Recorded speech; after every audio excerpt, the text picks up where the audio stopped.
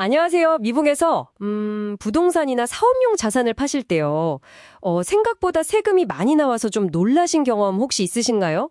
특히 많은 분들이 매년 혜택 받았던 그 감가상각 있잖아요.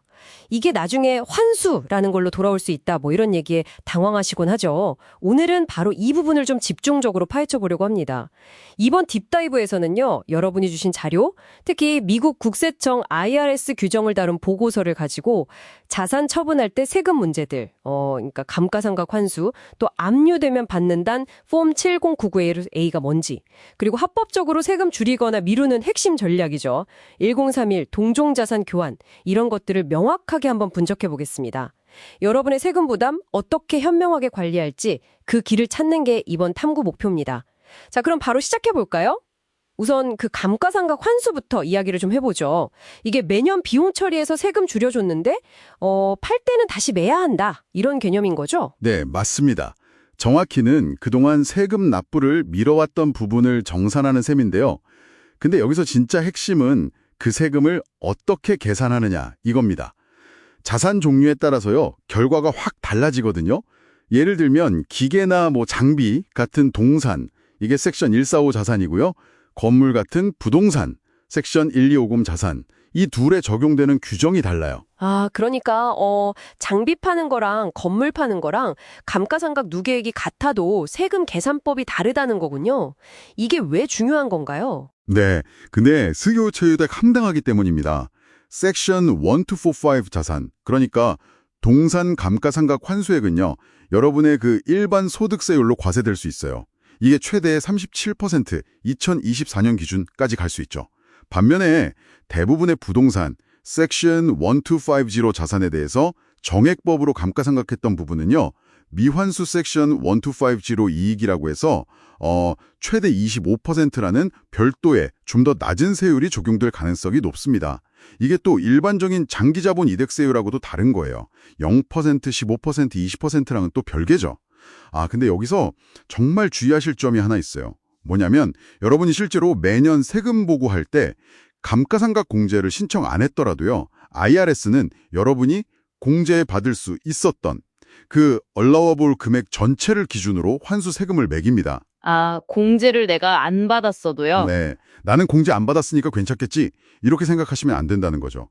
이거 정말 많은 분들이 놓치시는 부분이에요. 그렇군요. 와, 그건 꼭 기억해야겠네요.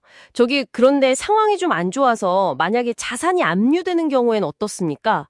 은행에서 폼 1099A라는 걸 보낸다고 하던데요. 네, IRS는 압류도 일종의 자산 매각으로 간주합니다. 그래서 여기서도 세금 문제가 생길 수 있어요. 이때 제일 먼저 확인해야 할 게 뭐냐면 여러분의 대출 계약서입니다. 그 대출이 상환 청구 가능, 그러니까 recourse인지 아니면 상환 청구 불가능, non-recoursein지, 이거에 따라서 세금 결과가 완전히 달라져요. recourse, non-recours요? 그게 어떻게 다른데요? 만약에 recourse 채무다 이라면요, 세법상으로는 두 가지 사건이 동시에 일어날 수 있어요. 첫 번째는 자산의 현재 시장 가치, FMV를 기준으로 매각 손익을 계산하는 거고요. 두 번째는 만약 은행이 회수 못한 채무, 그러니까 탕감된 채무가 FMV보다 많으면 그 초과분이 부채 탕감소득, COD 인컴이라고 해서요, 여러분의 일반 소득으로 과세될 수 있다는 점입니다. 아, 자산을 잃었는데 세금을 또 내야 할 수도 있다고요? 네, 최악의 경우엔 그럴 수도 있는 거죠. 리콜스일 때는요. 반면에 non-recourse 채무는 상대적으로 좀 간단해요.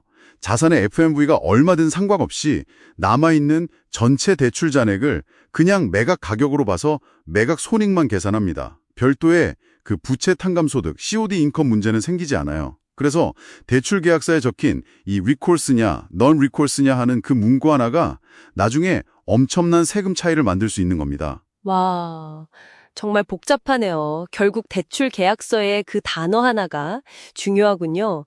그럼 이런 세금 부담을 좀 합법적으로 피하거나 미룰 방법은 없을까요? 많은 분들이 얘기하는 그 1031 교환, 이게 그 방법인가요? 네, 맞습니다. 섹션 1031 동종자산 교환이 아주 강력한 전략이 될 수 있죠. 다만 이거는 투자용이나 사업용 부동산에만 적용된다는 걸 꼭 기억하셔야 하고요. 핵심은 이겁니다.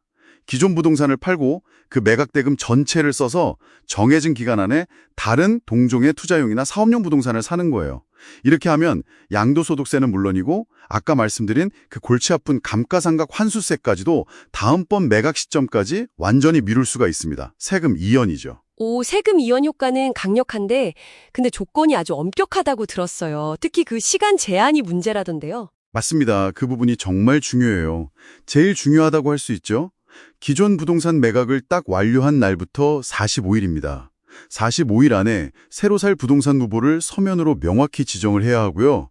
그리고 매각일로부터 180일 안에 그 부동산 구매 절차를 완벽히 끝내야 합니다. 이 두 날짜 중에 하나라도 놓치면 그냥 301 교환 혜택은 없는 거예요.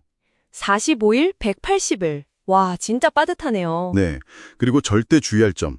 매각 대금을 여러분이 직접 받으면 안 됩니다. 손대면 안 돼요. 반드시 법적으로 독립된 적격 중개인 Qualifying Intermediary, 줄여서 QI라고 부르는데요. 이 제3자를 통해서만 자금을 관리해야 합니다. 아, QI를 꼭 사야 하는군요. 네, 필수입니다. 또 부트라는 개념도 조심해야 하는데요. 교환 과정에서 현금을 일부 받는다거나 아니면 새로 사는 부동산에 딸린 부채가 기존 부동산 부채보다 적으면 그 차액만큼은 세금 이연 혜택 못 받고 즉시 과세됩니다. 그래서 보통은 같거나 더 비싼 부동산을 사고 부채도 같거나 더 많이 떠안는 방식으로 구조를 짜야 완벽한 세금 이연이 가능해요. 아, 그리고 캘리포니아의 환수, 클럽의 규정처럼 주마다 또 특별한 규정이 있을 수 있으니 그것도 나중에 꼭 확인하셔야 하고요. 자, 오늘 꽤 복잡한 내용들을 다뤘는데요. 그럼 핵심만 한번 정리해 보겠습니다. 첫째, 감가상각 환수는 피할 수 없지만 부동산은 최대 25% 세율 적용 가능성이 있다. 둘째, 압류 시에는 내 대출이 리콜스인지 넌레콜스인지가 세금 결과에 결정적인 영향을 미친다. 셋째, 301 교환은 강력한 세금 이연 도구지만 45일, 180일 규칙, QI 사용, 부트 회피 등등 엄격한 조건을 반드시 지켜야 한다. 이거네요. 네, 맞습니다. 근데 여기서 좀 흥미로운 점은 이런 규정들을 정확히 이해하는 게 단순히 세금 신고하는 차원을 넘어서요. 여러분이 자산을 처분하실 때 정보에 기반해서 최적의 결정을 내리고 또 합법적인 범위 안에서 세금을 절약하면서 장기적인 투자 수익률을 높이는데 이게 직접적인 영향을 미친다는 사실입니다. 마지막으로 여러분께 한번 생각해 볼 질문 하나 던져드리고 싶습니다. 1030일 교환을 통해 계속 미루어온 세금은요. 이론적으로는 투자자가 사망하고 그 부동산이 상속될 때 기준액 상향 조정, 이른바 스텝드 베이스라는 규정을 통해서 완전히 사라질 수도 있습니다. 그렇다면 전략적으로 1030일 교환을 계속 활용해서 부동산 투자를 이어가면서 최종적으로는 상속 시점까지 보유하는 것. 이게 어쩌면 여러분 가문의 자산을 위한 궁극적인 장기 세금 계획이 될 수도 있지 않을까요? 한번 고민해 볼 만한 주제인 것 같습니다.